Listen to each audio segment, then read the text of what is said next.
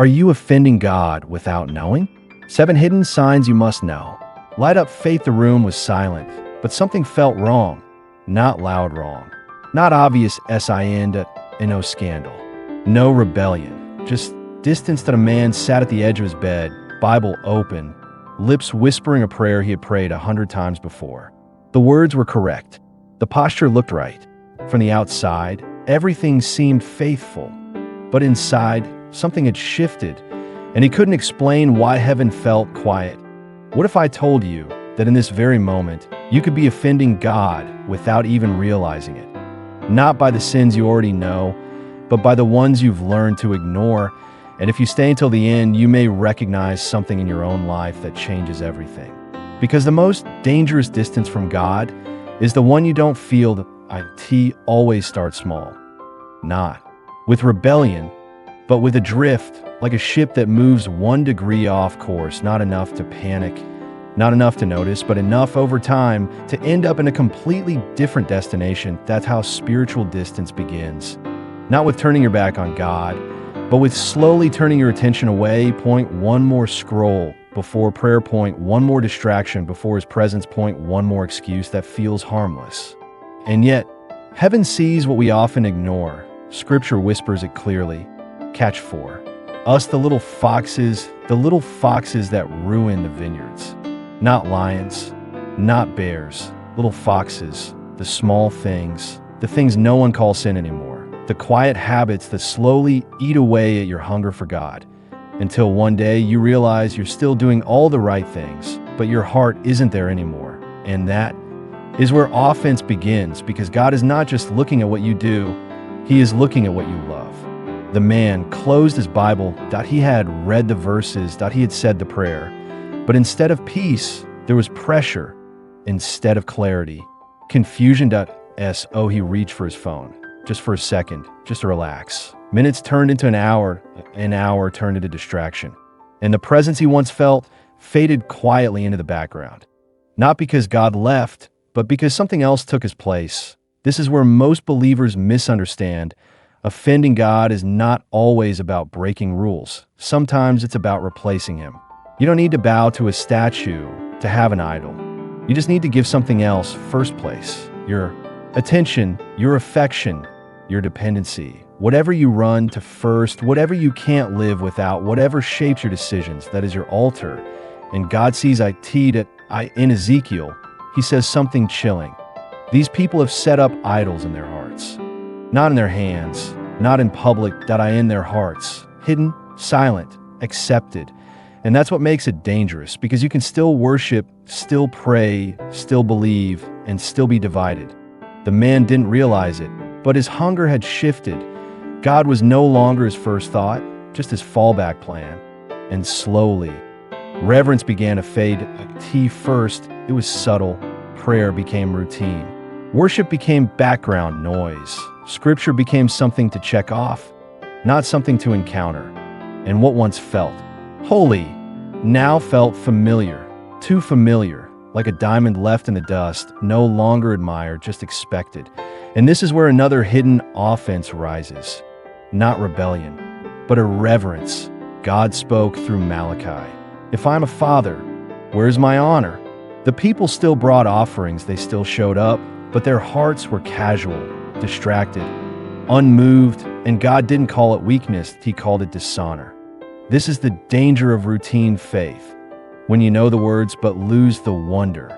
When you sing the songs but forget who you're singing to. When you pray but your mind is somewhere else.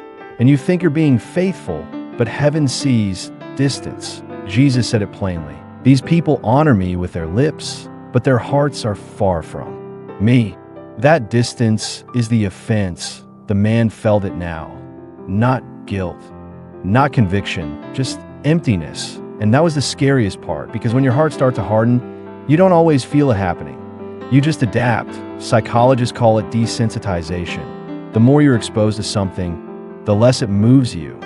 And spiritually, it's the same. You hear sermons, you read scripture, you talk about God, but slowly it stops affecting you. Until one day, the cross itself feels ordinary. And that is where the deepest danger lives. But before we get there, something even more subtle begins to take root: partial obedience. The man thought he was doing enough, that he prayed sometimes, that he obeyed in certain areas, that he avoided the big sins. But there were corners of his life untouched, areas he justified, habits he delayed surrendering, convictions he softened. And to him, it felt reasonable. But heaven doesn't measure obedience in percentages, that it measures surrender. Scripture says, rebellion is like the sin of witchcraft and stubbornness like idolatry. Not because partial obedience looks evil, but because it reveals something deeper, that a heart that wants God, but on its own terms.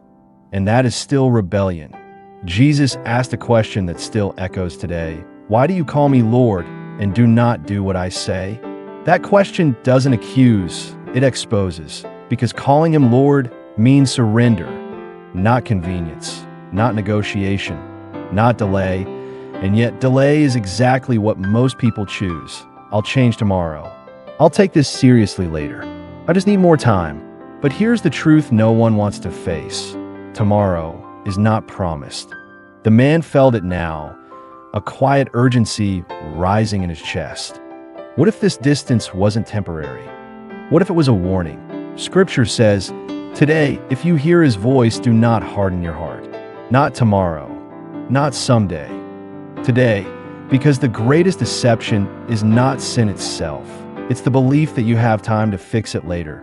Jesus told a story about a man who planned his future carefully, built bigger barns, secured his success, and that very night, his life ended. Not because he was evil, but because he delayed what mattered most. And suddenly, everything became clear: the drift, the distraction, the divided heart, that it wasn't harmless, that it was leading somewhere. And if nothing changed, it would end in separation. Not because God moved away, but because the heart did. And right there in that quiet room, the man realized something that shook him to his core. He had not abandoned God, but he had slowly replaced him. And that realization was the beginning of awakening. The realization didn't come like thunder, that it came like a whisper, quiet, undeniable, and impossible to ignore. Something was wrong. Not around him, but within him.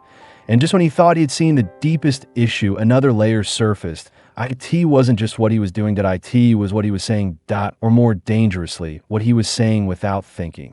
Because words reveal what the heart tries to hide. Later that day, he sat with friends, laughing, talking, letting his guard down. The conversation shifted, as it always does, and before he realized it, someone's name came up. A joke was made. A subtle criticism slipped in. Then another. Nothing extreme. Nothing shocking. Just normal. The kind of conversation people have every day. And yet, something inside him tightened, that a quiet discomfort, because just hours earlier, those same lips had been praying, worshiping, speaking to God. And now, they were tearing someone else down. Not violently, not openly, but subtly. And suddenly a verse pierced his thoughts like a blade. On the day of judgment, people will give account for every careless word they speak. Every word. Not just the big ones. Not just the obvious ones. Every careless word. The laughter around him faded into the background as that truth settled deep into his spirit. How many words had he spoken without weight? How many moments had he treated speech like it didn't matter, when heaven was recording every syllable? Scripture says, death and life are in the power of the tongue. Not exaggeration, authority.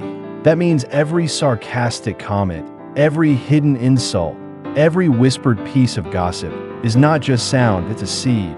And seeds grow. The frightening part is this: you can speak destruction while believing you're still walking in faith. You can sing on Sunday and curse someone's reputation on Monday, and the contradiction offends God. Not because he is fragile, but because he is holy. And holiness doesn't just live in your prayers, it must live in your patterns. The man went silent, not because he had nothing to say, but because he was finally hearing himself. And for the first time, he didn't like what he heard. But the conviction didn't stop there, because as powerful as words are, silence can be even louder. That night, he sat alone again. The room was the same. The Bible was still there. But this time, he didn't open it. Not because he didn't believe, but because he felt tired, drained, distracted. I'll pray later, he thought. Just a small delay, just a moment, but moments become patterns, and patterns shape destiny. Minutes passed, then an hour, and once again, God was pushed to the background, not rejected, just postponed. And that's when it hit him that he wasn't struggling with prayer, he was neglecting it. And neglect carries its own offense. Imagine a relationship where one person is always present, always listening, always reaching out, and the other slowly stops responding to no calls, no conversation, and no effort. Not because they hate the person, but because they've grown comfortable without them.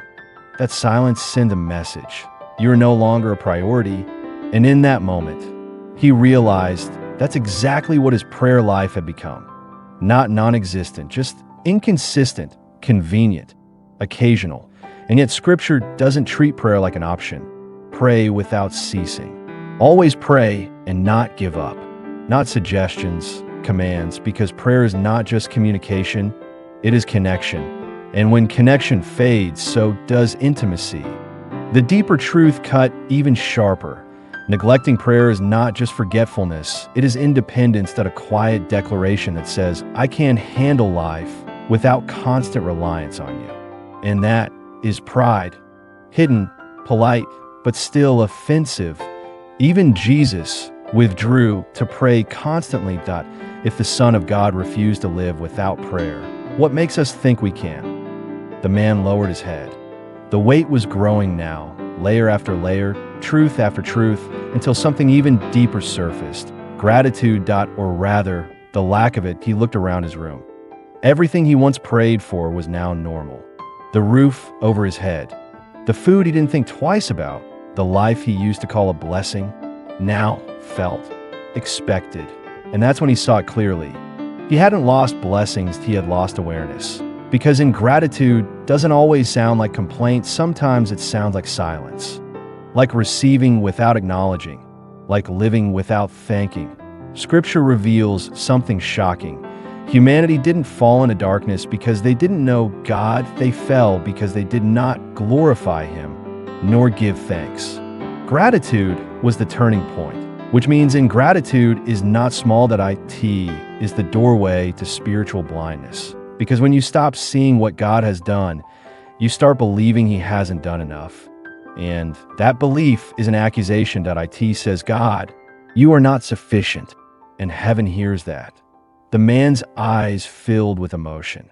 Not because he had nothing, but because he had taken everything for granted. And just when he thought he had reached the deepest level, one final truth rose above them all. The most dangerous one, the one that ties everything together. The cross. That he looked at it, hanging quietly on the wall, that a symbol he had seen his entire life, that a message he had heard 1,000 times. Jesus died. Jesus rose. Jesus saves. Familiar. Too familiar. And that's when it struck him harder than anything before. He had not rejected the cross. He had reduced it. Reduced it to knowledge. Routine. Background noise. But the cross was never meant to be common. It is the place where mercy bled, where justice was satisfied, where love paid the highest price. And to treat that as ordinary is the greatest offense of all, Scripture warns. How much more severely do you think someone deserves to be punished who has trampled the Son of God underfoot and insulted the Spirit of grace? Not ignored. Insulted. Because when you claim the cross but live unchanged, you're not honoring it, that you're minimizing it. It's like saying, your sacrifice is enough to save me, but not enough to transform me. And that breaks the heart of heaven.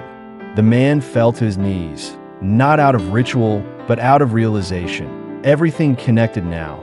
The drift, the distractions, the divided heart, the careless words, the silent prayer life, the ungrateful spirit, the hollow faith that all led here.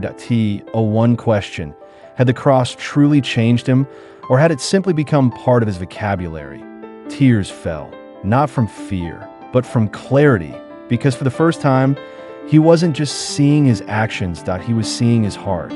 And in that moment, something shifted, not slowly, not subtly, but deeply. Because conviction, when received, becomes transformation. He didn't say a long prayer, didn't try to impress God with words. He simply surrendered fully, and more delay, and more half-dash obedience, and more divided devotion. Just one honest moment. God, I give you everything. And heaven responded, not with noise, but with peace, real peace, the kind that doesn't come from perfection, but from surrender, because the same God we offend through neglect is the same God who restores through grace. The same Spirit we grieve is the same Spirit who renews. The same cross we've treated as common still has the power to cleanse completely. And that is the hope. Not that you've never drifted, but that you can return right now. Not tomorrow, not later, but now. So before you scroll away before life pulls your attention back, ask yourself honestly, where have you drifted without noticing? What has taken God's place quietly? What have you delayed that He already asked for? Because this is not just content. This is a moment. And moments like this don't come by accident. That if something in you feels stirred, don't ignore it. Lean into it. Even if it's just 15 minutes, start there. Turn off the noise. Open your heart. Speak to Him and listen. And tonight, before you sleep, name 3 things you're grateful for. Not quickly, not casually, but intentionally. Watch what happens to your heart. Because transformation doesn't begin with perfection, it begins with awareness. And if this message found you at the right time, then maybe, just maybe, this isn't coincidence. Maybe it's a call. And if you keep walking this path, you won't just change your habits, you'll change your eternity. Light Up Faith isn't just here to speak to you, it's here to walk with you. And the next step might reveal something even deeper, something you didn't expect, something you've been missing, but only if you're willing to keep going.